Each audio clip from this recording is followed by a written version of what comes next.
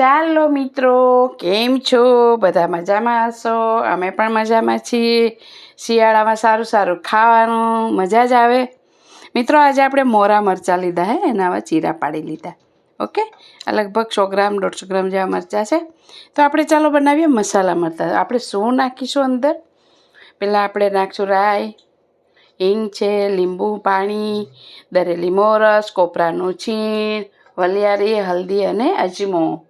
બરાબર મિત્રો, તો આપણે અજમોથી વઘારવાનું છે અને મેં લીધું છે સિંગ તેલ.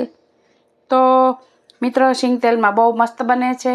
પ્લસ સિંગ તેલ ના હોય તો તમે કોઈ બી તેલ યુઝ કરી શકો. અને તમારું દાચ્યું તેલ તો યુઝ કરેલું તેલ બિલકુલ લેવાનું નથી, તો તમારે મરચાંનો સ્વાદ સારો નહીં આવે મિત્રો.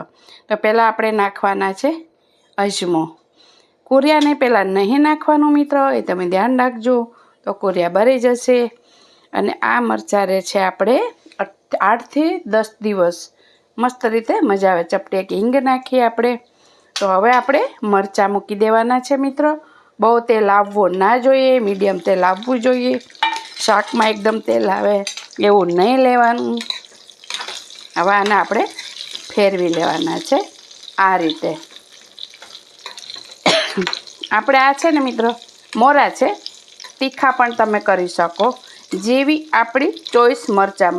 મરચાં તો કેટલી જાતના આવે છે. તો હવે નાખીશું આપણે કોપરાનું છીણ,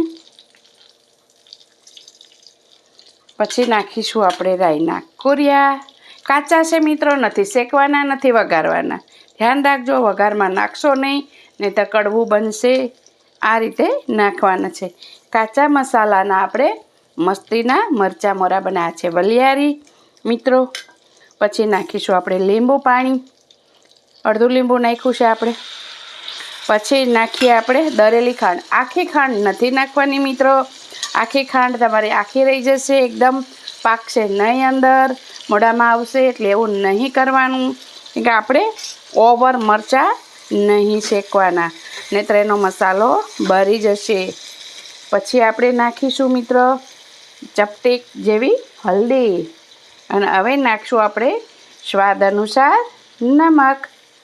બહુ નમક નહીં નાખવાનું, આપણે જે ખાતા હોય એ રીતે આપણે બનાવવાનું છે. બરાબર મિત્રો, અંદર નાખજો. તો આપણો કેટલો મસ્ત આપણો મસાલો થઈ ગયો છે, સુપર. જો આ મરચાં તમારે કડક જ રહેશે આવા, કેમ કે નમ તો થઈ ગયા, પાકી ગયા, પણ જેમ એકદમ કૂચડાઈ જાય ને એવા નહીં કરવાના મિત્રો. આ રીતે કરવાનો. તમારો મસાલો કાચો હતો, પાકી ગયો છે, મરચાં પણ તમારા પાકી ગયા છે. અને મેં આ શેની સાથે ખાવા બનાવ્યા છે મિત્રો? આજે ખાસ મેં બનાવ્યું છે દેશી ખાણું. તો શું બનાવ્યું છે દેખો. જો પહેલાં તો મેં હાંડીની અંદર મગની ખીચડી બનાવી છે, એકદમ કાઠિયાવાડી ખીચડી મગની હાંડીની અંદર. અને છાશ, જુવારના રોટલા, રીંગણ બટેકા ટમેટાનું શાક અને આ મરચાં. કાંઈ ન ઘટે મિત્રો. તો સર્વે મિત્રો આવજો અમારી ઘરે દેશી જમવાનું જમવા માટે. ઓકે મિત્રો, તો આ રીતના આટલા આપણે મરચાં પકાવવાના છે. બરાબર, એટલે કડક બી રહેશે અને તમારે 15-20 દિવસ પણ સ્ટોર કરી રાખો છો વગર ફ્રીજે. ફ્રીજમાં મૂકવાની કોઈ જરૂર નહીં બગડે. ઓકે મિત્રો, તો મિત્રો આ રીતે બનાવજો મરચાં. એટલો જ થોડી આટલી દાજ પડે ને એવું જ પકાવવાનું છે. બહુ લોચો નહીં કરવાના, કડક જ રહેશે ને બગડશે નહીં. એટલે માપના જ શેકાયા છે.